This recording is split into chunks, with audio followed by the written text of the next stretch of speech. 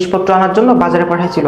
আমি জিনিসপত্র কিনে আনছিলাম, হঠাৎ করে একটা মোটরসাইকেল আমাকে এসে ধাক্কা মারে। আমি রাস্তার পরে পড়ে যাই, পড়ে গিয়ে রাস্তার পরে পেরেক ছিল, সে পেরেক আমার পিছনে বিঁধে যায়।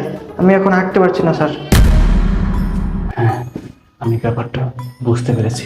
রায়হান, তুমি যতই মিথ্যা বলো, আমি ঠিকই বুঝতে পেরেছি যে আমি যে পেরেকটা রেখে এসেছিলাম তুমি সেই পেরেকের উপরেই পড়েছ।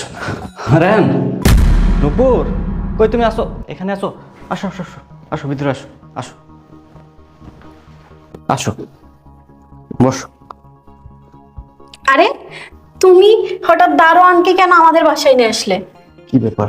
আমি এখানে পেরেক রেখেছিলাম কিন্তু পেরেক আর নাই, তার মানে আমি যে ধারণা করেছি সেটা সঠিক। নূপুর, হ্যাঁ, এক কাজ করো, রায়হানের পিছনে পেরেক ঢুকছে, যাও ওকে একটু ট্রিটমেন্টের ব্যবস্থা করো, একটু স্যাভলন আর একটু মলম নিয়ে আসো।